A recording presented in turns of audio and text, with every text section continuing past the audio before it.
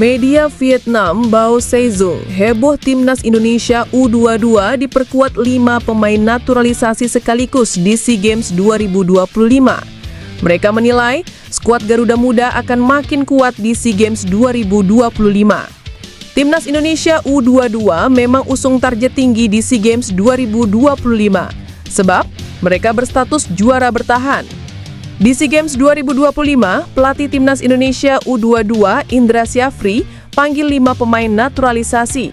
Kelima pemain itu adalah Dion Mars, Ivar Zener, Rafael Struijk, Jens Reven, dan Mauro Zylstra. 3 dari 5 pemain itu pun diketahui masih berstatus abroad atau berkarir di luar negeri. Tak ayal, kualitas para pemain tersebut tak perlu diragukan lagi.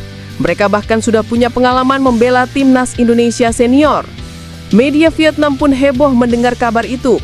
Mereka meyakini Timnas Indonesia U22 makin tangguh di SEA Games 2025. Menurut Bao Seizung, skuad Garuda Muda tak pernah kehabisan talenta. Usai bersinar pada SEA Games 2023 hingga meraih medali emas, kini Timnas Indonesia U22 siap tempur lagi dengan para pemain top. Pada SEA Games ke-33, Indonesia merupakan juara bertahan setelah meraih medali emas di Kamboja pada 2023. 2 tahun telah berlalu, tetapi tim ini masih memiliki kekuatan yang kuat dan berkualitas berkat program pelatihan pemuda yang sistematis, ujar media Vietnam tersebut. Media Inggris heboh dengan kabar Giovanni van Bronckhorst menjadi kandidat pelatih Timnas Indonesia. Van Bronckhorst disebut sebagai salah satu nama yang berpeluang menangani Timnas Indonesia.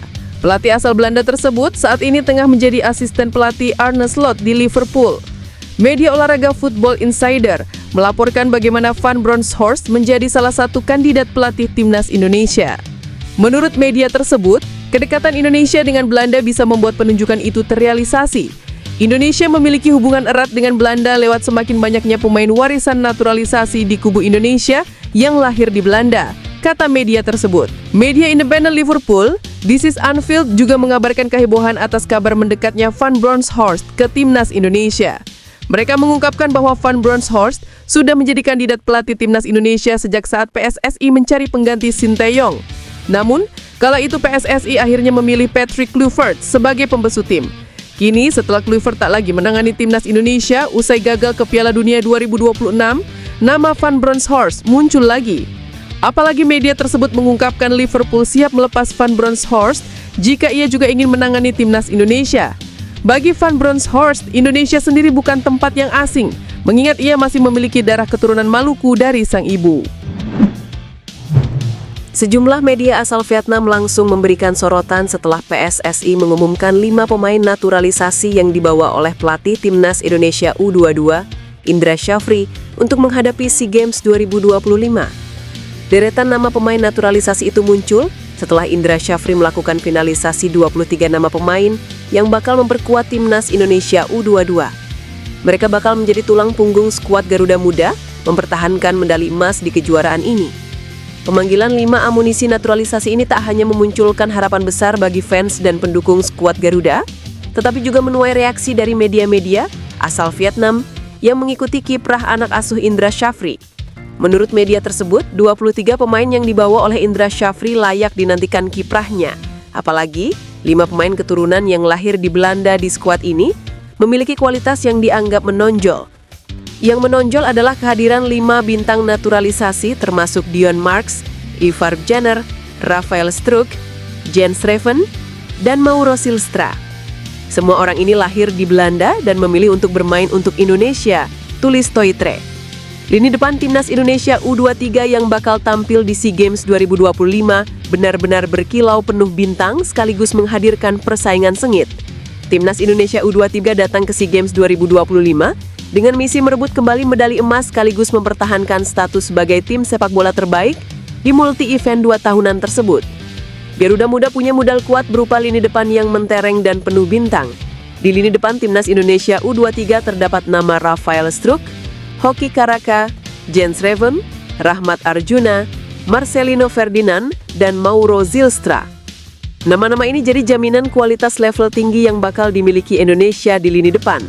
Dalam persaingan untuk mengisi posisi ujung tombak, ada 3 pemain yang punya kualitas bagus yang bakal memperebutkan satu tempat.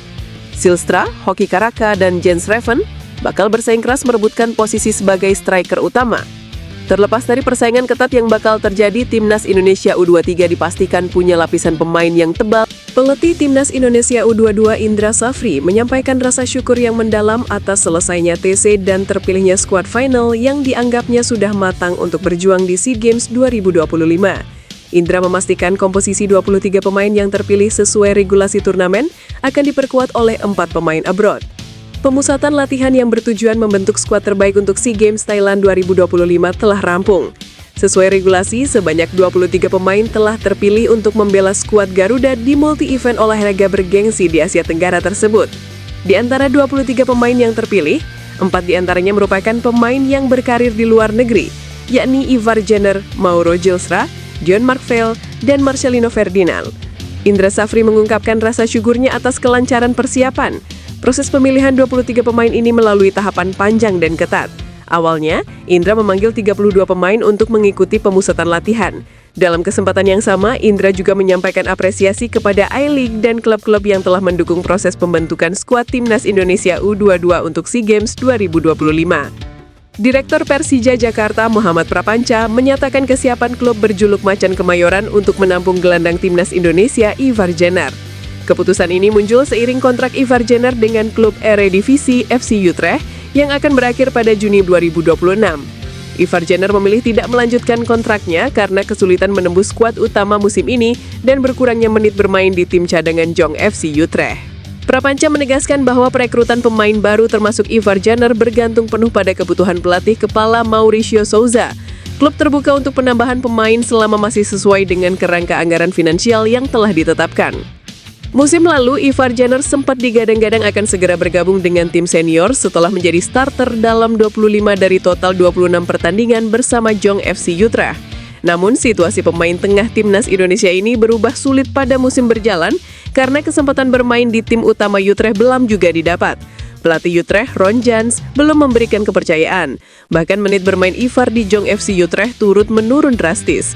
Ivar Jenner sendiri telah mengkonfirmasi situasi sulit ini setelah membela Timnas U22 Indonesia dalam pertandingan persahabatan melawan Mali U22. Situasi saya di klub untuk saat ini sedikit berbeda. Ini adalah musim terakhir saya di klub, dan saya masih berada di klub kedua, sehingga saya tidak memperpanjang kontrak saya, ujar Ivar. Kabar yang cukup mengejutkan datang dari pemberitaan Timnas Indonesia. Mantan juru taktik Timnas Uzbekistan yakni Timur Kapadze diisukan tengah menjalin pembicaraan dengan PSSI guna membuka peluang sebagai pelatih baru Timnas Indonesia. Kabar ini sendiri dihembuskan pertama kali oleh media asal Uzbekistan yakni Zamin beberapa waktu yang lalu. Saya siap untuk memimpin Timnas Indonesia. Saya saat ini bebas dan menantikan tawaran, ujar Timur Kapadze. Uniknya, rumor mengenai Timur Kapadze yang akan menjadi pelatih kepala baru Timnas Indonesia juga didukung oleh Federasi Sepak Bola Uzbekistan atau UFA. UFA menyebut jika Timur Kapadze saat ini sedang menjalin komunikasi dengan pihak PSSI dan disebut akan menjadi pelatih baru Timnas Indonesia senior. Faktanya, beberapa pihak menganggap sosok Timur Kapadze memang cocok dengan filosofi dan gaya permainan Timnas Indonesia saat ini. Timur Kapadze lebih menyukai pengembangan bakat-bakat muda seperti di iklim sepak bola Indonesia, baik dari atmosfer liga lokal maupun dari para pemain diaspora maupun keturunan. Hal ini sepertinya memang sejalan dengan konsep yang diinginkan oleh PSSI yang ingin membangun kekuatan di Timnas Indonesia yang bertumpu kepada pengembangan pemain muda guna menjadi aset jangka panjang. Kini kita tunggu saja apakah nama Timur Kapadze benar-benar akan menjadi pelatih baru Timnas Indonesia atau ada nama baru yang menjadi kejutan nantinya.